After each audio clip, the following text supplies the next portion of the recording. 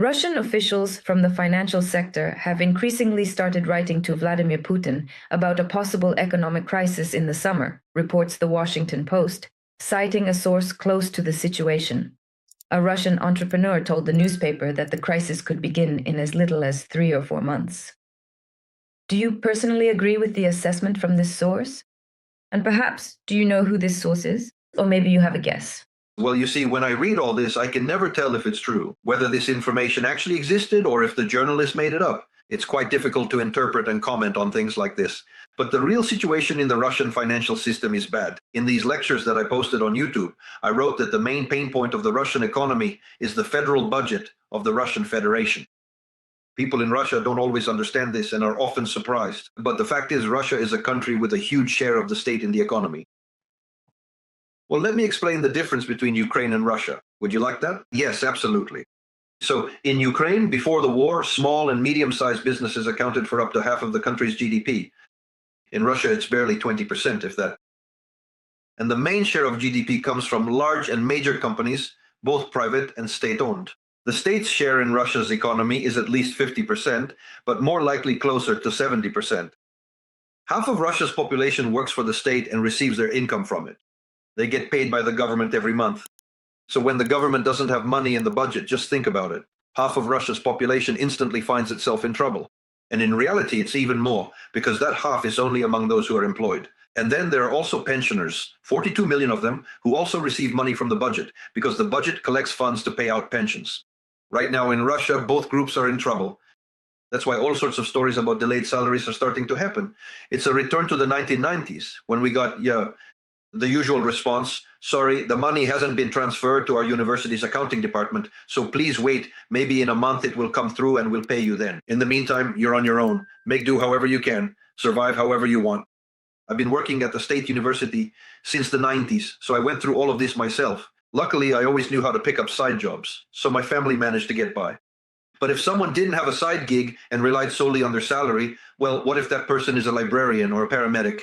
What kind of side job could they possibly have? They sit there exhausted from their main job and basically can't take on any other work. They're completely dependent on whether they get paid or not. Across Russia, letters are arriving from teachers and healthcare workers. They're missing salaries or bonuses. And without those bonuses, their pay is pitiful, next to nothing. And the government has no money. There just isn't any money, and it's only going to get worse. The year has just begun, and already, as far as we can tell, there's panic in the government. Because the budget doesn't add up. The deficit is enormous. So far, the first figure that has leaked is that the deficit is unexpected for them, unexpected for the Ministry of Finance, something over 1 trillion rubles. Now they're frantically trying to figure out where to get an extra trillion, because nothing adds up. And that's even though they didn't pay out in December, didn't pay out in January. There just wasn't enough money. It's not enough. And that means if they don't pay out, the economy starts to collapse. And when the economy collapses, it means the government isn't buying anything, isn't placing any orders, and your factory was working on government contracts. So where are you now? Out on the street. You got fired because the factory shut down. That's why Russia is now on the verge of a sharp rise in unemployment. Russians don't believe this yet. But we can see that it's already happening. Not very obviously, but it is happening. You know, there are two figures I want you to hear. One is the official unemployment rate in Russia. President Putin loves to cite it. 2.1%, an insignificant unemployment rate. I am a great president. I've almost eliminated unemployment in Russia. What a wonderful figure. But there's another number provided by commercial organizations that handle recruitment. Recruiters, you know what that means, right? Well, they have a different figure. It's the ratio of job applications to available positions. Right now, as of early January, that ratio has reached 10. That means there are 10 applicants for every job opening. And by the way, if you look at IT specialists, the ratio there is 20. So in reality, it seems that unemployment in Russia is already very high. It just doesn't show up in the official statistics. That's why, to understand Russia, you shouldn't rely on official statistics. You need to gather a bunch of small, disparate facts and build a complete picture from them. It's a very hard job, but I'm used to doing it, and I keep doing it. So that's the situation. In other words, the threat of unemployment is growing in Russia. Accordingly, there's also the threat of poverty. And what's really interesting to us is that sociologists are saying people's moods have changed. In the first years of the war, Russians were, in a state of joy. There was a feeling that we would finally defeat the Ukrainians and finally we would start living well, that everything would be as it should, the world would respect us, and Russia would flourish under the president. Yes, we've broken ties with everyone, but now we'll have import substitution. Russia will blossom and thrive, and we'll live in a wonderful country. Now, all of that has dissipated after 4 years of war. So what do you expect, right? So now the mood is different. There's no growth, no improvement. Everything is going to be lousy. The only dream left is that things don't get worse than they are now. By the way, yes, we started with the youth. Videos are surfacing across various social media platforms, showing a dramatic and sudden escalation in prices, and it's the youth vocalizing their disbelief and shock. Is there a chance, is there any real hope in this younger generation that they'll be able to actually make a change for the future? You know, back then, right when the war first started, throughout that entire first year, we all held on to hope. Well, we thought there are Russians after all, and they can handle just about anything. We all deeply hope for that. But there's just no hope left now. I'm simply asking, but is there still any hope remaining, so to speak? Probably not. No. There's no hope. Let me explain. First of all, the Russian hope is very small in number. Don't forget that Russia is a country experiencing a demographic catastrophe. Those are harsh words, but it's simply a statement of fact. Russia is one of two countries that will see its population cut in half in the 21st century. Those countries are Russia and China. And Russia will lose half of its population by the end of the century. That's why there are so few young people. Just imagine what we mean by youth. These are people in their 20s. These are people born at the end of the 90s when birth rates were very low, and in the early 2000s when the rise was just beginning. There are simply very few of them. So that's why they're not really good for anything. They are, well, kind of politically inert. Just compare, for example, the behavior of students in France, students in America. Well, just remember how American students behaved during the Vietnam War. Yeah, right. You remember, right? Now look at Russia. 4 years of a terrible war, including partial mobilization. And have you seen even a single mass student protest against the war? Well, there hasn't been one. Although in the US, the police also cracked down on those students pretty hard, beat them quite brutally too. So it's not like it's one way here and another way there. No, students there didn't have it easy either, but they still went out. Russian students are discussing just one question right now. Should you sign up for a year as a drone operator in the special military operation if you failed your exams and flunked the semester? And you're asking me when Russian students will take to the streets en masse shouting, "Down with the war." Well, I find that hard to believe, sorry, but I just don't see it happening yet.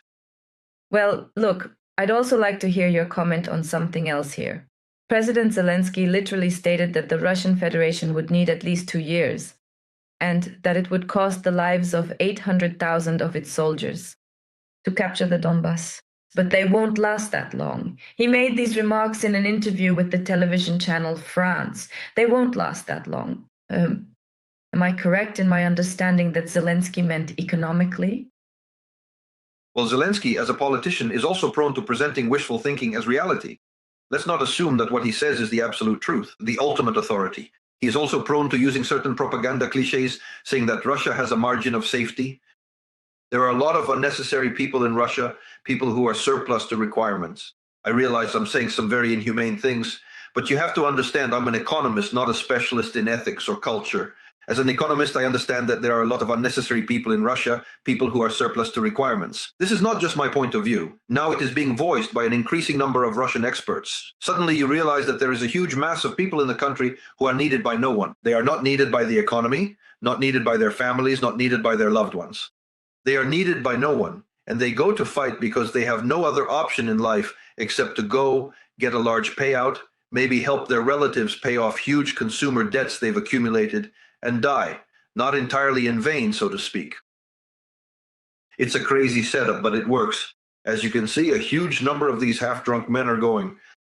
If you've ever seen photos of these contract soldiers in the courtyard of the military enlistment office, it's frightening to look at. You've probably seen photos of your prisoners of war. Just look at those types and you'll understand what I'm talking about. This is, well, how should I put it? The empty stratum of the Russian people. These are people with low qualifications who often drink, sometimes use drugs, are unwanted by anyone. often have no families, and have no purpose in life. And these are exactly the people who are eagerly recruited. There's even a curious business that has appeared in Russia during the war, you know. So criminal organizations have set up a wonderful business. They marry prostitutes to alcoholics, send the alcoholics to war, and the prostitutes receive money, most of which they hand over to the criminals. Such an interesting business has appeared in Russia. Well, why are you surprised? Tala, you're looking at a country that's going through an incredible process of social collapse. And the war has greatly accelerated this. It's a terrible story. It's horrifying to watch. But this is happening right before our eyes. It's like when you thought you had hit rock bottom, but then someone knocks from below. No, that's a favorite phrase in Russia. They knocked from below because the neighbors downstairs were worried. All right, Igor. Vladimirovich, Russians are making a lot of honest phrases these days, right? Yes. I really like this one. Someone gave me this phrase as well. Everyone thought that ahead of us there would be a window of opportunity. Turns out it was an asshole of opportunity. Russian humor in wartime. I apologize. But that's wartime humor. I didn't come up with it. I'm just quoting it. As it is. Well, as it is. Finally, I can't help but ask about the sanctions and their effectiveness. Earlier, the US imposed a package of sanctions that affected Rosneft and Lukoil, and in the last weeks of 2025. My God, the beginning of 2026, the gross value of the Russian Federation's oil exports, I'm reading this to avoid mistakes, collapsed by 1.5 times. In fact, the oil tap has been tightened to its minimum since the start of the full-scale war. How have these restrictions already affected the Russian economy? Well, obviously the wallets of Russians and everything else. This is exactly what we talked about the other day. In other words, the economy, its oil-based model, has simply entered a stage of irreversible decline, a nosedive. And this is not only due to the sanctions. The problem for Putin is that what was predicted has actually come true. But Putin never listens to anything. Even when he signs a document himself, I wrote about this. Let me explain. So about 10 years ago, I think, if not more, Putin, signed a document called the Concept of Economic Security of the Russian Federation. There was a passage in it that really impressed me, to say the least. It stated that the main threat to Russia's economic security is the global energy transition happening in various countries. In other words, the fact that countries around the world are moving away from oil dependency is a mortal threat to Russia. Am I explaining this clearly? That is, Russia is a country that sits on oil, lives off oil, feeds on oil, and is immensely wealthy because of oil. If the world moves away from oil and develops renewable energy technologies, this is a terrible misfortune for Russia. In other words, technological progress is a threat to Russia. Am I expressing my thought clearly? But this threat has materialized.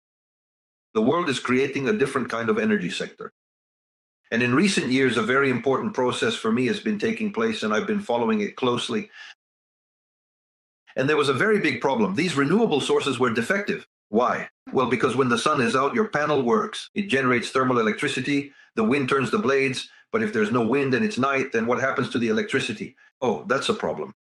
But now the situation has started to change. A new industry is emerging around this. As mentioned in many interviews, the battery energy industry is being born. That is, huge battery factories are being built, entire fields filled with specially manufactured industrial batteries that store electricity when the sun is shining or the wind is blowing and then release it at night.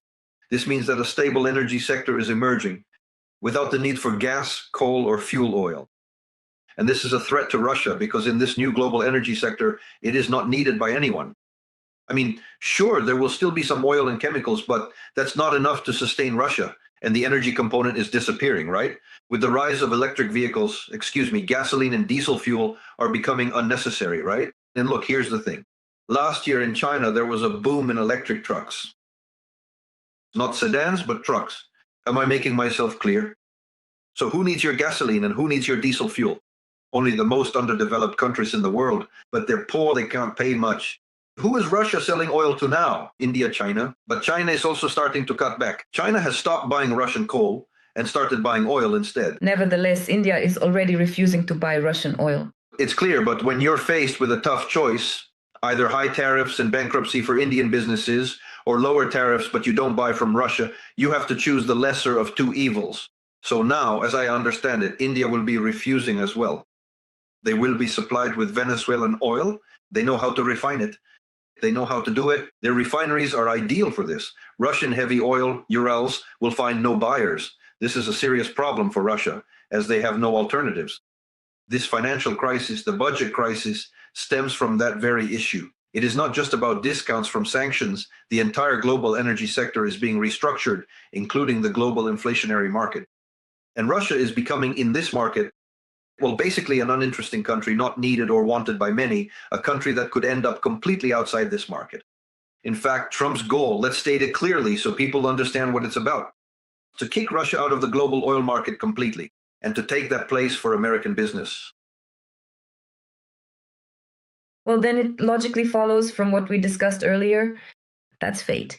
The fate of the USSR awaits the Russian Federation. By the way, did you see what Medvedev wrote? No. Oh, come on now. Everyone says Lipsy is just telling scary stories. He just makes up all sorts of nasty things. He just stays up at night thinking up nasty things. Dmitry Anatolyevich Medvedev, if you remember, the former president, former ally of Putin, wrote, "We need to learn from North Korea. They are very good at consolidating. We should take North Korea as an example." The aggressor country Russia has exhausted its state financial reserves. The Russian Ministry of Finance has admitted that it will be impossible to balance the budget without raising taxes. This statement was made by Deputy Finance Minister Vladimir Klitschko. According to him, the Russian government made difficult decisions to raise taxes because all state financial reserves had been depleted. Thus, over the past 6 years, the expenditure side of the budget has increased from 16.6% to 19.7% of GDP, including due to defense spending, the share of which has reached a record 30% of the budget. At the same time, as Klitschko notes, revenues compared to the size of the economy have decreased by 1.3% of GDP. These are mainly oil and gas revenues, while non-oil and gas revenues have remained more or less stable at the same level. And this gap has widened over these 6 years.